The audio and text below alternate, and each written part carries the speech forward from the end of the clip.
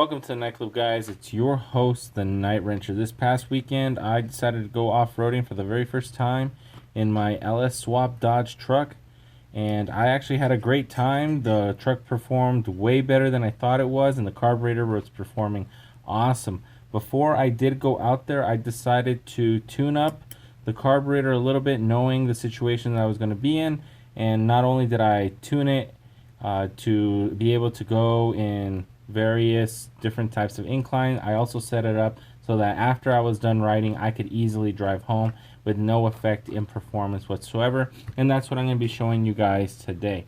Before we do get into it, I do want to mention the systems that we're not actually going to be touching because they have little to nothing to do with off-roading in terms of what we're going to be doing ourselves. If you guys are like trying to set up your carburetor to participate in the Baja 1000 or something similar, that's probably beyond the scope of this video, and it's not something I am professionally inclined to try to teach you because I've never done it myself. Learning through experience is probably the best way to do things, so I have no experience on that. I'm just going to go ahead and skip over that. So the circuits you're not going to be looking at today are the power valve. You're not going to be looking at the secondary main jets. You're not going to be looking at the secondary diaphragm spring. You're not going to be looking at the mechanical secondary linkage that transitions the primaries to the secondaries. That's going to stay the same. You're not going to be moving your fuel pressure. That you're going to want to keep that between 5.5 to 6.5 psi. And you're not going to need to modify the vent tubes in any way. If you want to extend them up on top, you can. If you want to set them up so that they come up and then bend a little bit this way, you can. Typically with the tips that I've shown you guys here, I was able to go through some pretty extreme climbs. I had no stalling whatsoever. I had consistent performance all the way through, and I didn't have any kind of extreme lean conditions or rip conditions, and my carburetor actually ran pretty flawless. The thing about off-roading is not how much power you can put to the ground, it's the process of delivering that power and applying leverage to your rear differential and your big tires to get it going. If anything, you want to keep your throttle at a very steady pace and focus on your steering and make sure you take the right line and knowing when to floor it and knowing when to let off. I am going to be going through this video very quickly, mainly because this is a lot of information, and also my phone doesn't have a lot of memory, so I really can't go into detail like I'd want to. You guys, if you guys have any questions, always comment down below.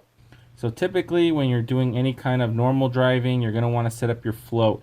Your float is probably the most important adjustment you're going to have to make to the carburetor when you're deciding to go off-roading. In typical street driving, you're going to want to set it up when you go ahead and do a stock rebuild. You're going to flip it upside down and just make sure your float's even and everything's good to go there. When you're drag racing, you're going to want to go higher just to keep more fuel in the bowl as you're racing. I'm not going to go into too many details of how to set it up for road racing or drag racing. That's going to be for a separate video. Today I'm going to be showing you guys how to set this up for off-road.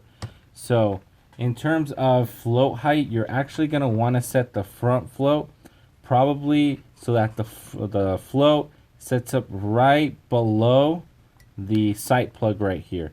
If you're looking at the sight plug on the side, you can see it's on this side. The other side sitting right here. You're going to want the top of the float to sit right at the bottom of the sight plug. That'll keep your fuel right around this height. The reason for that is when you're going up pretty steep inclines, your fuel's going to want to come up. In normal driving applications, like let's say you're driving up a mountain or something like that, your engine is capable of consuming most of the fuel that's entering the boosters, and the increased level isn't really going to be affecting much at all while you're driving. When you're going up a steep hill or an incline, especially at very low speed, low RPM, what will end up happening at stock fuel height, which is normally here, as soon as you're up any kind of extreme hill, your carburetor is actually going to start pulling extra fuel through the boosters, and if not through the boosters, it's actually going to be shooting up through the vent tubes on the main body. If you're driving with the carburetor like this, you're going to have fuel just pouring out through the boosters, if not as well through the vent tube, and the vent tube is just going to be pouring fuel down the throat of the carburetor. Normally you don't want it to do that because if the engine stalls out while you're mid climb, you're probably going to get stuck and you don't want it to stall. When you're going downhill, you're actually going to have the opposite problem. So with lowered fuel height, you're going to have less actual fuel in the bowl. So when you're going downhill, all your fuel is going to set up like this, and you're not going to get a lot of fuel coming in through the main jets. I know that a lot of people categorize off-roading as going up and down and up and down, but if you really want to set up your carburetor correctly, you're going to want to either focus on uphills or focus on downhills to have the maximum amount of performance. For me personally, I did try the downhills, but that's way too slow for me, and also it seems that it's a little bit more dangerous. There was a section that I was going downhill and my carburetor started to go lean, not lean enough to stall it. I was up in the 16s, 17 to 1, which my engine can handle, but it didn't like it at all. It didn't want to idle like that. When I was going uphills, I was up in the 12s and the 11s, and I was accelerating at a really steady speed, and I was doing a really great job. So if I'm going to decide to set up the carburetor for uphills, you're going to want to set it up with the lower fuel height, and if you're going to set it up for downhills, you're going to want to set it closer to the stock height.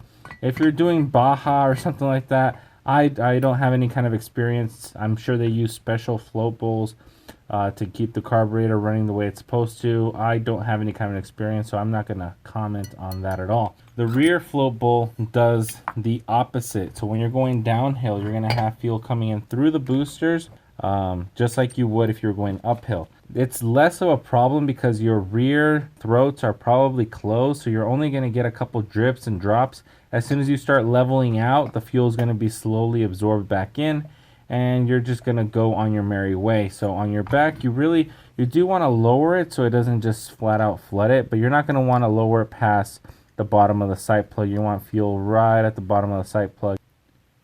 Another really cool thing you can do to your carburetor is actually convert it to a manual choke. Most carburetors have an electric choke.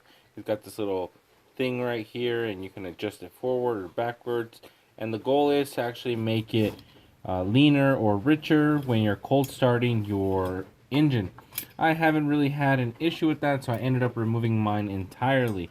Where this thing actually comes into play, and it actually makes a really big difference, is actually when you're driving downhill.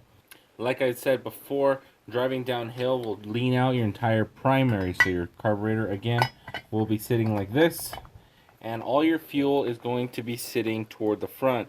Aside from the jet extensions, you're not going to be getting a lot of fuel. So what you're actually going to do is, while you're going downhill with the mechanical choke, you're going to go ahead and actually start closing the choke. Probably not all the way because you will stall it, but you can close it far enough to get your engine to settle back down into the correct idle, and that way you have consistent vacuum to your brakes, to your power steering, and you won't have any kind of loss. You're also going to be able to take advantage of the fact that you have less fuel running through your engine, so you're going to be able to calibrate your air mechanically for more solid performance. The same can't be said for when you're running uphill, because when you're running uphill, all the fuel, like I said, is in the back. So you're not really suffering from any kind of lean condition. Quite the opposite. Also, if you leave this closed and it starts to level out and you go to accelerate, you're actually not going to go anywhere. You're probably going to get hesitation and instant rich condition because you're not going to have enough room for the air to flow through. I would only use it if you're going down an extreme downhill and you need a little bit more control. Just go ahead and close that up. Focus on your clutch or your brake and work your way down. Depending on the type of driving you're going to want to do, you're going to want to set up jet extensions either in the front or the back of the carburetor. So the reason you don't actually do both is because in certain situations, if you're too extreme to one side or the other, you're actually going to cause a lean out condition when you're trying to actually use these to prevent leaning out. So what these are, they're just little extensions that you add to your carburetor, and what they're supposed to do is they're supposed to position your jet further into your bowl, so that way you will need a special float that can accept them. They're supposed to be set up in a way so that when you're either going on an uphill or downhill, you always have fuel to that specific jet.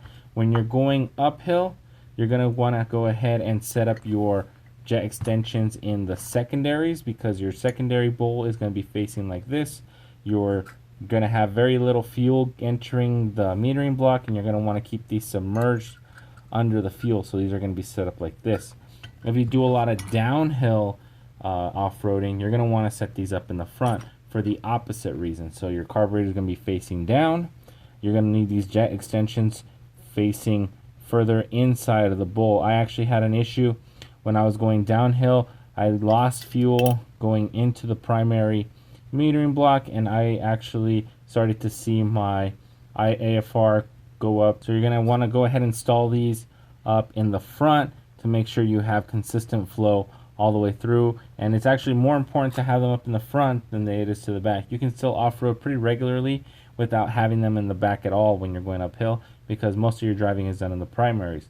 But because most of your driving is done in the primaries, you really want to set them up in the primaries if you're doing a lot of downhill. For engines with not a lot of power, with engines with not a lot of torque, you're going to want to do a lot of downhill because it's just easier on your entire drivetrain. If you have a little bit beefier axles, if you have a lot of power going into your drivetrain and you got good leverage, you're going to want to do a lot of uphill. It's a little bit, to me, it's easier to drive uphill, but it's probably harder on your equipment in terms of the quality of riding and how much power you're actually putting down to the ground. When you change the height of the float, you're also changing the way fuel is transferred through the metering block. So as we know, depending on how much fuel is in the bowl, it determines of what specific gravity the fuel has. In very basic terms, more fuel equals heavier, less fuel equals not as heavy. So when it's not as heavy, which is the problem that we're going to be facing, fuel will not want to travel easily enough through the metering block. All your circuits are going to run lean, starting with your idle. Typically that's the easiest one to cure. So when you lower down your fuel on the float bowl, your idle is going to want to run lean. Even if your throttle is set up perfectly before you move the float, as soon as you start lowering it, you're going to have an uneven level of idle quality. So you're going to want to go ahead and lower the float height. It doesn't really matter if you have a 2-corner or a 4-corner idle setup. It typically ends up responding the same. On the 2-corner setup, you're going to want to go ahead and pull out your idle mixture screws about a 1/4 turn on each side until you start getting a nice clean idle again. For my specific applications, it just took 1/4 turn and I was good to go on both sides. On the back, because the back tends to be more closed than the front on a 4-corner idle setup, you're probably not going to adjust it at all. I actually tried to adjust it down a 1/4 turn and it actually didn't make any kind of difference, so I went ahead and put it back the way it was and just focused on the fronts. The next system that's going to be affected is your transition and your main jets. So let's say you already set up the float height, you've already set up your idle. Now it's time to put it in drive, put it in first, and get it on the road. While you're driving out on the road, you're going to want to go ahead and accelerate from a stop or whatever, and you're going to notice that your mixture is going to go lean. You might get a pop through the carburetor, you might feel some hesitation. Basically, you're not getting enough fuel through your transition. And if you're not getting enough fuel at initial takeoff, you're going to need a bigger shot from your accelerator pump. Going through the accelerator pump first, because this is actually one of my favorite circuits. Typically, carburetors come with a 30cc accelerator pump. This is standard on most carburetors. Once you start moving into a performance setup, or you want to have a hotter engine, or you're going to want a more response when you're driving, you're going to want to switch out to a 50cc. It's almost twice the amount of fuel, and the cc's are counted for 10 pumps. So you're getting 3 cc's of fuel every pump, whereas this, you're going to get 5 cc's of fuel per pump. So 2 cc's of fuel per pump is 50% more pump. So basically, when you're off-roading, you're going to need response, and you're going to need it now. Whether you're running lean, whether you're running rich, you're going to need to run more fuel for a longer period of time. So when you hit that initial blip, it goes. If your transition is lean and your initial shot's too small, you're going to have to step up. So typically on most cars that I end up working on, we always need to go to a 50cc pump and just put in a brown cam or a black cam or whatever the cam it comes with, and just set it up to either number 1, number 2, whatever the cam is set up for in terms of idle quality. And you're going to want to have that shot set up so that there's a little bit of extra tension on the rod, so as soon as you have the initial push, you're getting fuel. As soon as you touch the throttle, you're getting fuel. Response is the name of the game with any kind of performance driving. And if your initial shot is too small, you're going to get hesitation off the line. Let's say you're already off the line and you already want to go into a cruise. You're just cruising along, light throttle, and you're feeling like you're driving and you're feeling like a hesitation, like a drop. Boop, boop, boop, boop. Basically what that means is that your transition is going lean. As we talked about in a previous video, your transition circuit feeds not only your light throttle, it also feeds your idle circuit. So if you're getting hesitation while you're on light throttle, after you drop this down, you're probably going to need to go up 2 sizes, maybe 3 sizes in your transition. When you initially set it up for normal driving, you typically want to set up your transition to be in the 13.5 to 14.5 range. After you drop the float down, that range will now end up moving toward somewhere in the ballpark of 14 to 15, maybe even 15.5, depending on how your engine is set up and how hungry your engine is. If you're trying to off-road your factory style carburetor or maybe an off-the-shelf carburetor, typically all these passages are built small, so that way you can increase them as your needs require them to. If your carburetor is set up too big in terms of the orifices and you want to go smaller, then you're going to have to upgrade to the adjustable metering block, which we did talk about in another video that I'm not going to talk about specifically today, because today we're just talking about grabbing more fuel. So on my particular application, I went from 13.5 to 14, peaking on 14.5, but not really. So I was still in the drivable range, so I didn't need to move the transitions. If you do have to increase the size of the transition, take it 0.002 at a time. And if you guys don't know what that means, is you go ahead and get yourself a set of drill bits. These actually work really well. If you guys can find them in your local hardware store, that'd be great. They start off at like 0.08 all the way to 0.040. So anything in your metering block can be taken care of with a set of drill bits like these.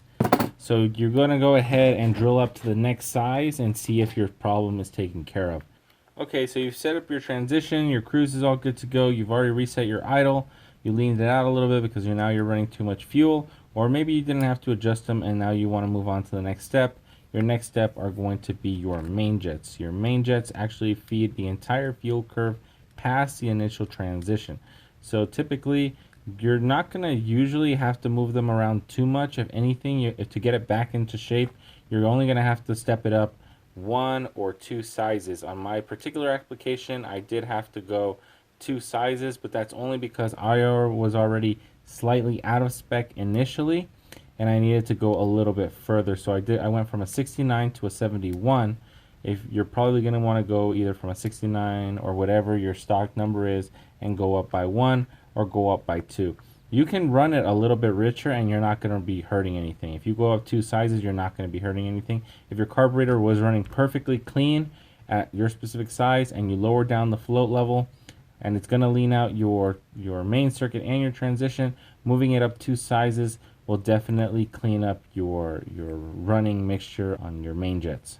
That pretty much covers everything you guys need to know before you get out there and start off-roading with the carbureted vehicle. Any other questions, go ahead and post them down below. I will see you guys all in the next one.